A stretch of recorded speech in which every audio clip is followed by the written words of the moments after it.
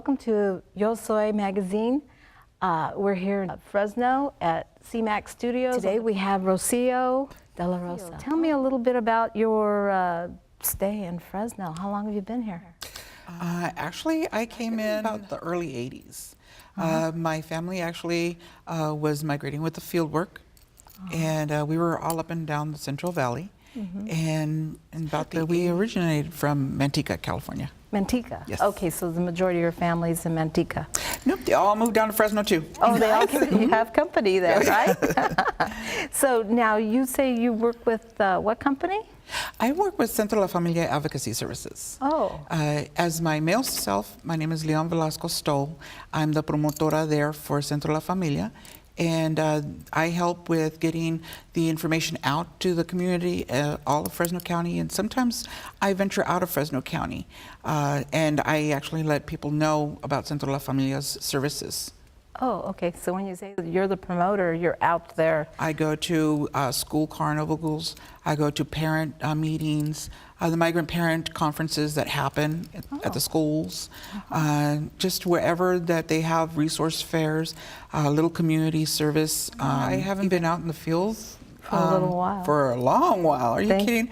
The minute I hit 18, I was like, I am getting myself an education. I am not going back to field work. And it just...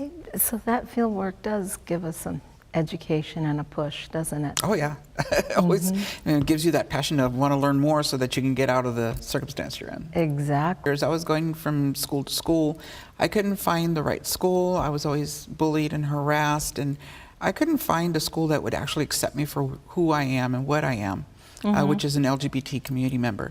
I wouldn't be down the line further in my living years that I would identify as transgender.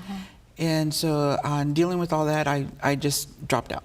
So completely. At what point or what age did you identify yourself as being LBGT or transgender or? Well, girl, which time? At what age? I mean, back when I was 16.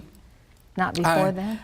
I was, well, back in, I want to say about 6, 7 years old. Yeah. I had inklings. I knew something was different about myself, like any other boy who's experimenting with opposite gender. No. So I had to stop for a while, trying to find my way.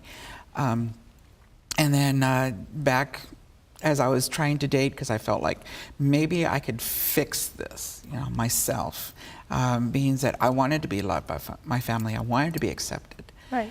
And I just felt like maybe if I date girls, I can retrain my thoughts to being a heterosexual individual. Right. And in doing so, I had girlfriends, I dated. I was also intimate with them. Physically as well as sexually.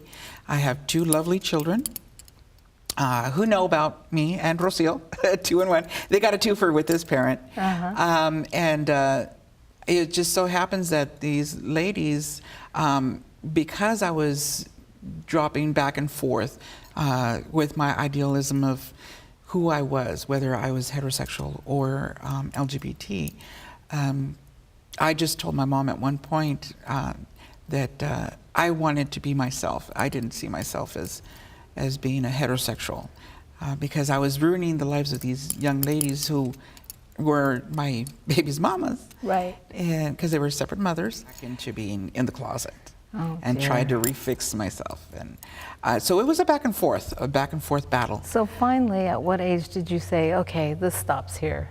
Back when, in the 90s, when Ellen DeGeneres had her show, she had that coming out show that actually blew the door open for a lot of LGBT individuals. And it just happened to blow my door open.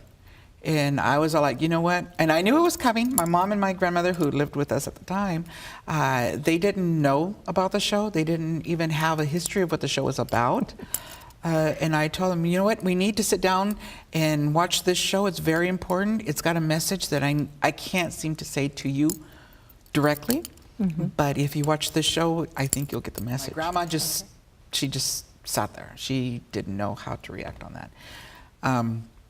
And so years later, It wasn't until the years later that had passed when she finally got to grips with my being LGBT, accepted me for who I am. Maybe your 20s? That was in my mid to late 20s. And at that time, too, I was experimenting with being a drag queen. I have a question there.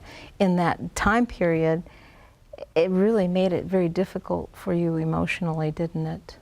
It was a roller coaster of emotions, you know, how to feel, what to feel, and in what manners. Do I feel as a female? Do I feel as a male?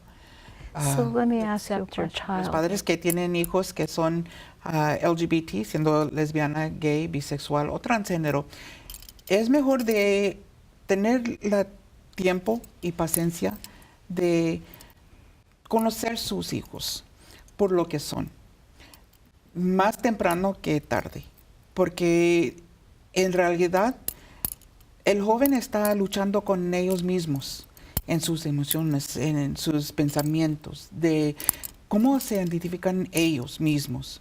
Y teniendo esa seguridad que los parientes, los padres los aceptan y los amoran como deben de ser, les ayuda en el futuro, porque después van a estar adultos con la confianza de ellos mismos, que pueden hacer lo que ellos son, siendo lesbiana, gay, bisexual, transgénero, lo que sea.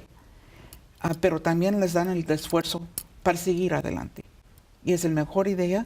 Y también si es que necesitan ayuda, me pueden encontrar en Centro de la Familia Advocacy Services y piden por mí, a León Velasco Stoll o a Rocio de la Rosa, porque si es que necesitan ayuda en cómo comunicarse con el joven, in boy style. So how would the proper...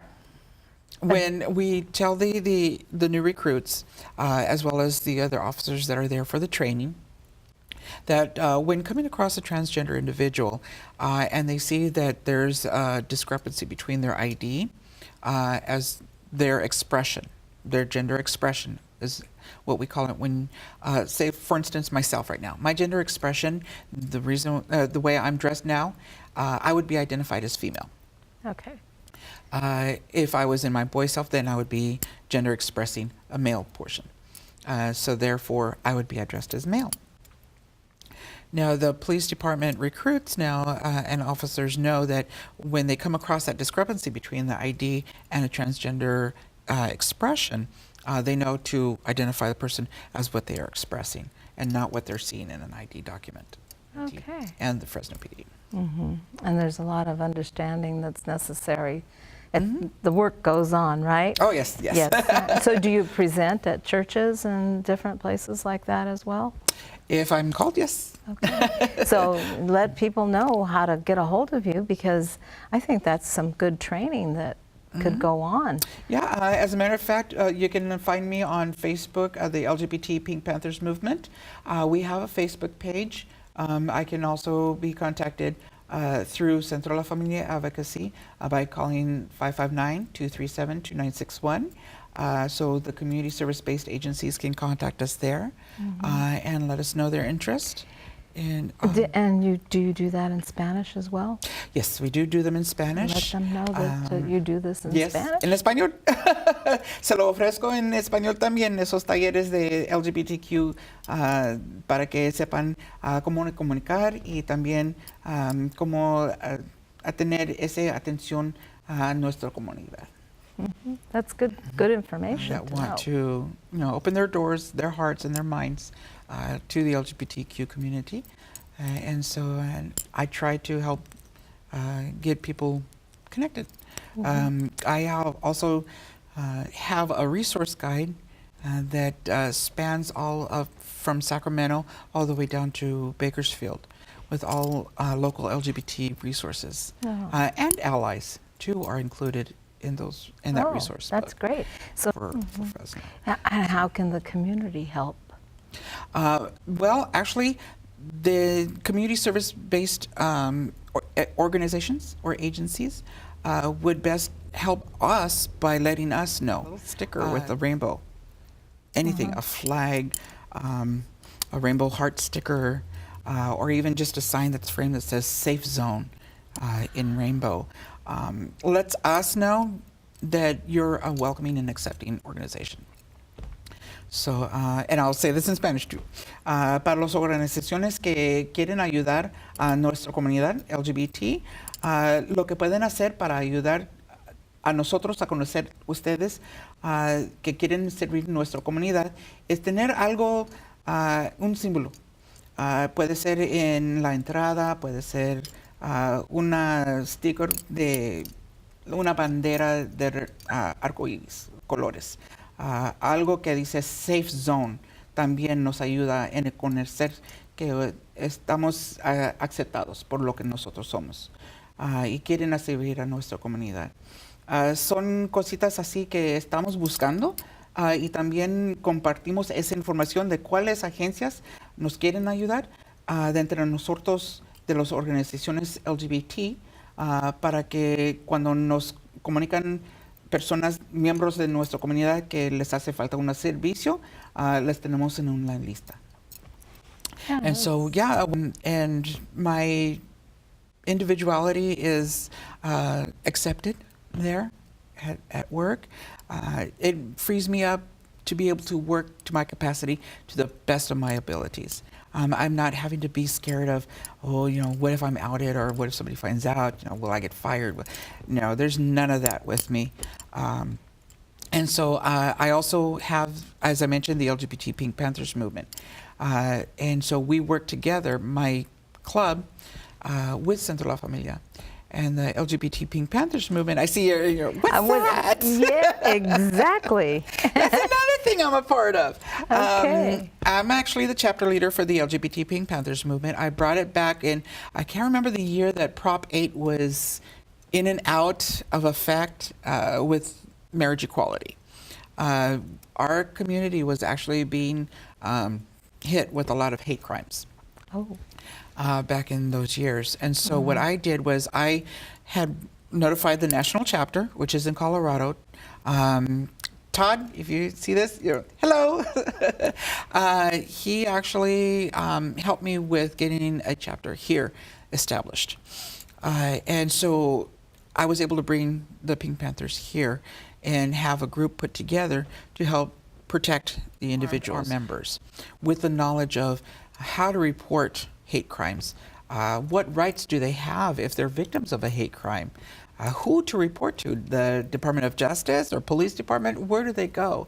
A lot of our members didn't even have a clue where to begin to seek assistance should they have been victimized. And so that's where the Pink Panthers came in. And we started right away with these workshops. The Fresno PD came in, how to report a crime if they were victimized. Department of Justice came in and did a workshop what individuals' rights were for LGBT hate crimes. And I also had individuals come in to do self-defense. Not that we were surrounded. Don't sit there with a cell phone, or being distracted. Well, exactly. When you say a hate crime, those can come in different forms. I mean, oh yes, people may not be able to identify it right away. Sometimes they're progressive, aren't they? Yes, they can start out slow, small things, and then just grow eventually to where it becomes physical. And those are some of the things that are discussed at our workshops. We also have discrimination in our communities. So what we do is we have these workshops of how to identify discrimination, whether they be housing or employment. We have for housing and employment come out and do workshops too, so that our community members can come and attend and find out what their rights are, how to report if they're discriminated against. So the Pink Panthers really stepped up its game now because since the Prop 8 has already been established and we have our marriage equality, we are now accepting family members to come in that have children. We have craft nights now. So it's not so legal all the time. With these craft nights, what we've done with our monthly meetings is have the parents bond engaging in activities with the children. And as they're bonding with these activities, they're learning something that's going on in their community. Right. You know, I'll let them know what events are coming up, what issues have come up in the news, what's going on in our nation as far as that's affecting the LGBT community. Ahora, Corriente, lo que estamos haciendo es teniendo en nuestras juntas que pasa cada mes, al primer viernes del mes, a las 6 en el Holistic Center. Tenemos los padres que hacen actividades con los niños. Y mientras que están haciendo las actividades con los niños, están agarrando noticias de lo que está pasando en nuestra comunidad, siendo nacionalmente o también aquí local. Puede ser eventos, puede ser también cosas que necesitan saber que a lo mejor les beneficia de otros servicios que han ofrecido. So es lo que tenemos para los Panteras Rositas. And I didn't get to mention in English, but the Pink Panthers movement happens every month on the first Fridays of the month at 6 o'clock with the Holistic Center, which is our Panther Den. Oh, okay. They actually sponsor Can you us. give that address? Yes, it's 4879 East Kings Canyon Road. It's on the corner of Winery and Kings Canyon. Si es que están interesados también para estar en nuestro grupo, están localizados en el Holistic Center. El domicilio es 4879 East Kings Canyon. Está por la esquina de Kings Canyon y la Winery. That's good information. You, even on the other flip side, if an employer could bring you in for a workshop to train people to know, hey, this is in the gray area. You're creating might be on the verge of creating a hate crime, and you're unaware. Or even individuals let me know online, you know, what's going on in their workplace as far as what can they do to step it up, you know, to make it more LGBT friendly. So we just give them a little hint here and there what to do, some advice. Could be anything from forms to maybe the bathrooms. Right. Bathrooms, you know, unisex bathrooms. And I mentioned symbolism is a very big help. Yeah. And just learning pronouns for the transgender community and being accepting. Yeah, that's just a few little twists and turns, and it's not that hard to do, really. Yeah. And so, so that makes what, 3 things I'm in now, aside from my work. You know? And I do a lot for the community, a lot more. I also sit on the board for the Chief of Police, Chief Dyer's advisory board for the Fresno PD. That keeps you busy, I bet. Actually, not so much, because that's only once every 3 months. Oh. But I represent the LGBT community. What I do, being on the board, is I let Chief know. You know, it's a blessing sometimes, but sometimes a headache too, because I'm sitting there, you know, just needling. Come on, we got to get this done. We got to get it, you know, solved, so that our members of our community who've had crimes against them don't get forgotten. Right. So and besides that, you don't want it to fester and turn into something else. Yeah, because sometimes our community, they actually sit there and they're worried too or scared. And so I try to help eliminate that by letting them know what's going on the police's forefront. Yeah. And so...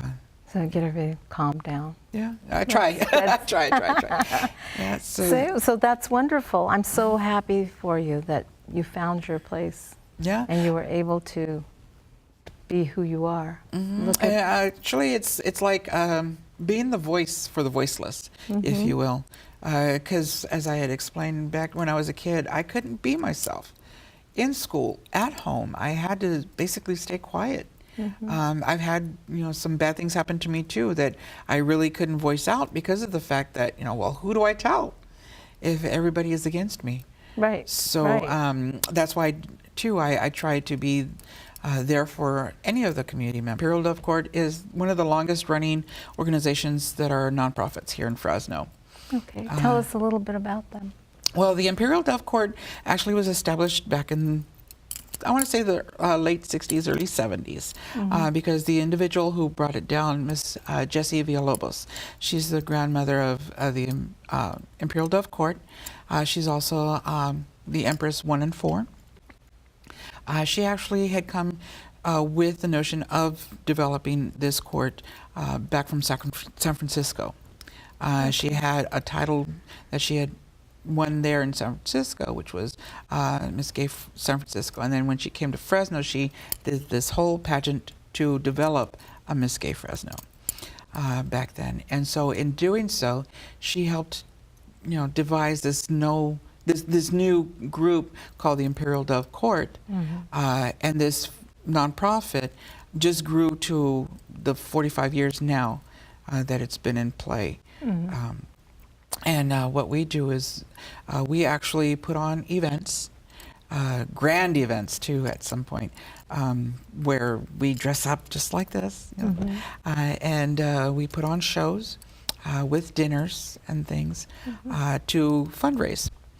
And then each monarch, that happens every single year, so we're now at 45 years, we're getting ready to celebrate new monarchs coming up and the old monarchs stepping down. Kind of like a New Year's kind of thing, Okay, that's baby fun. New Year coming in. And So how many queens do you have now, past queens?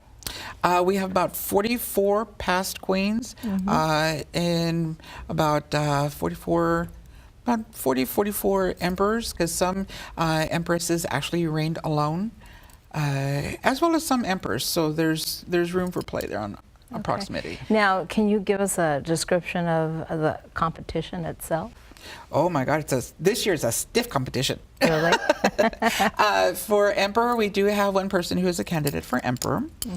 For empress, there's 3 of us that are stepping up, that want to take over the reins for a year. Okay. So now you compete just like any other pageant, correct? Yes. Pretty much. Yeah, we've gone out in the community, we've campaigned.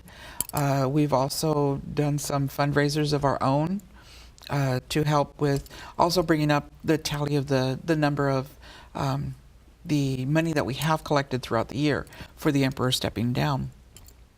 The reason for that is that at his step down, they are, emperor and empress, whoever reigns, they're supposed to give that money out to charity.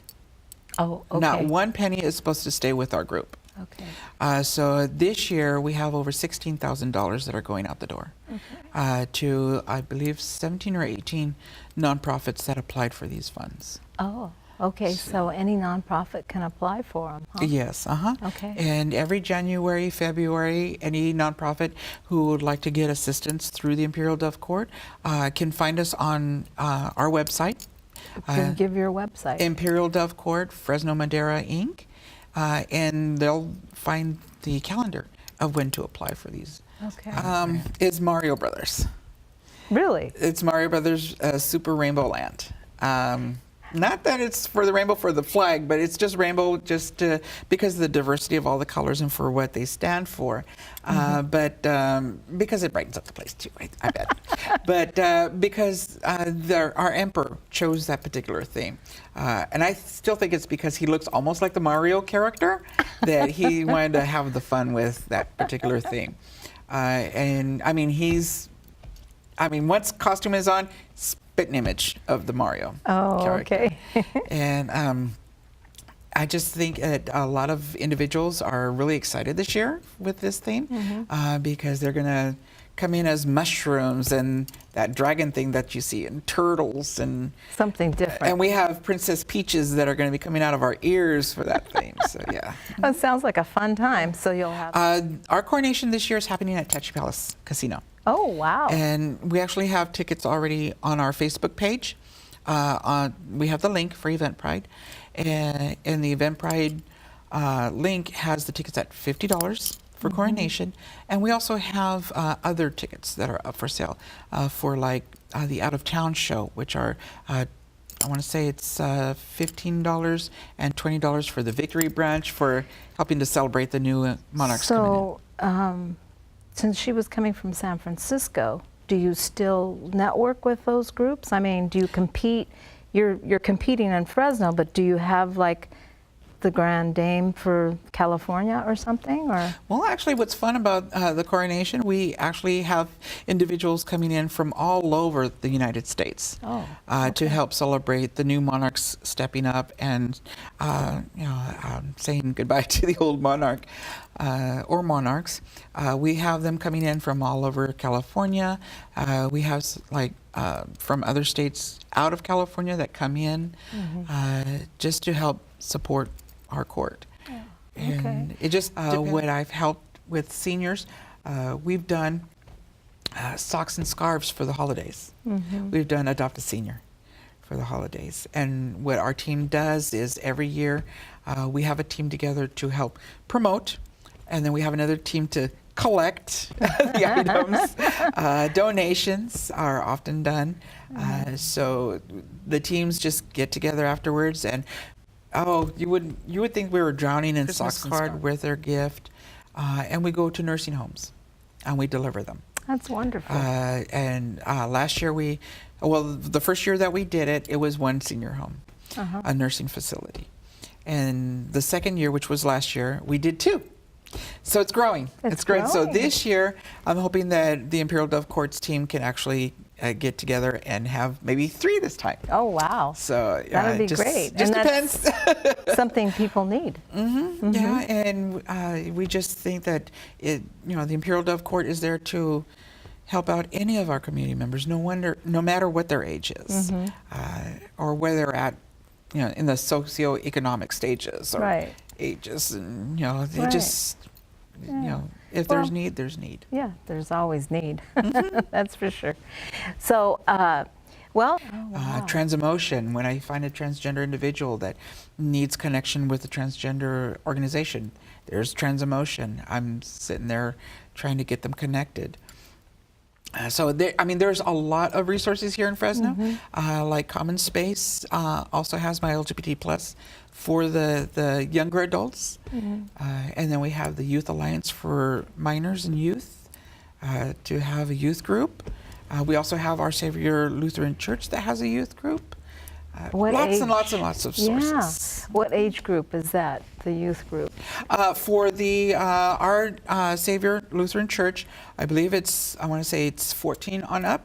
Okay. They have a licensed social worker there, a certified social worker, LCSW, right? LCS, yeah. And then over at the Big Red Church, youth group, that is, I want to say it's 15 on up to 24, I want to say. And that's the Youth Alliance. And you can find their information on Community Link. And Common Spaces, my LGBT plus, I want to say it's from 16 on to 24. He's doing a great Cursos también para el LGBT community, si es que necesita ayuda o quieres información a dónde llevar a una persona. Tenemos grupos de apoyo para los jóvenes. Tenemos Common Space, que tiene My LGBT Plus. Tenemos The Big Red Church, que tiene grupo de apoyo para jóvenes de 16 a 24. Tenemos Our Lutheran Savior Church, que tiene también un grupo de apoyo para jóvenes de 16 a 24. Tenemos para los transgéneros, tenemos Transemotion, que tienen muchos juntos que tienen para grupos de apoyo. Y todos estos grupos los pueden hallar en el Facebook también. También tenemos LGBT Fresno, que tiene mucha información de lo que está pasando en nuestra comunidad, pero también tiene muchos recursos en una lista en la página de Facebook que tienen ellos. Y las Panteras Rositas también se puede comunicar con nosotros si es que necesita ayuda de recursos. Cualquiera de nuestras organizaciones le podemos ayudar. open door policy. Yes, and we all help each other too, because if we get stuck on a certain issue that maybe our member needs services for, that we're just like scratching our heads, we'll connect with another community leader and, help, red flag, and so we help each other there. That's wonderful. Okay, well, I thank you for your time. And well, thank you for having me. I really enjoyed it. Yes, anytime. Another time, maybe down the road, closer to Christmas, you're going to be doing those scarves and socks. Oh, yes, I expect to be here, so I can get up and drive. Thank you so very much.